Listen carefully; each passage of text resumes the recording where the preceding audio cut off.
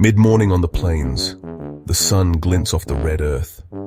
Skip bounds toward a nearby outback waterhole, a Hessian bag almost full of gum nuts. A distant ruckus echoes from the plains. What now? Sounds like those emus are up to no good again. Edgar, Elsie, and little Egbert running amok in Aunt Dot's veggie patch. Silver beet, lettuce flying, pumpkins rolling, and feathers everywhere. Oi, leave me Silver Beet alone, you feathery hooligans. Skip arrives, stunned at the chaos. The emus freeze for a beat, then dash off, giggling in squawks. You three again?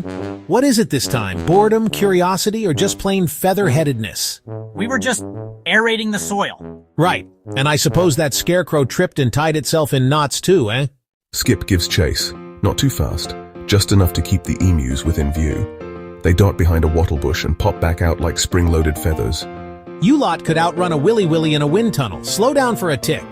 They finally stop at the edge of a dry creek bed, panting and giggling. We're not bad, Skip. We're just full of beans. Well, maybe you could use that energy to help instead of being a hassle. Ever thought of joining the Bushland Games? You'd be naturals. Do we get medals? Only if you stay out of Aunt Dot's carrots long enough to earn them. The emus nod thoughtfully. Mischief now had a rival purpose. Back at the waterhole, Skip rubs his chin thoughtfully. Now, Skip wasn't one to scold outright. He believed in teaching through action, and maybe a little outback cunning. Skip gathers gum leaves, smooth stones, and a bundle of wildflowers. He starts building something near a shady tree. Planning a spa day or a trap, Skip? Let's just say, a feathered lesson in cause and effect. Skip arranges a trail of glittering pebbles leading to the contraption.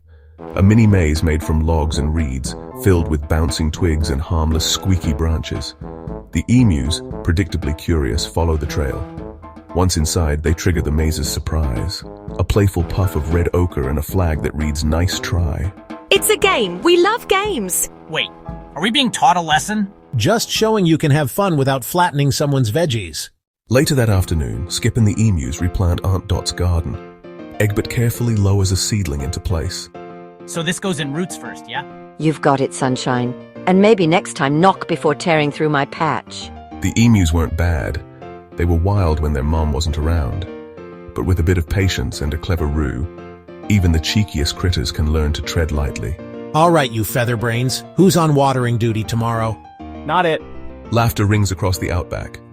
Thanks for watching Skip's Story Time. Like, subscribe, and remember, sometimes mischief just needs a little redirection. Post-credits blooper. The emus are trying to build their own maze. Does this log go on top of the gum leaves or under the squeaky stick? I think I broke the rules already. Well, I look fabulous like a walking sunset.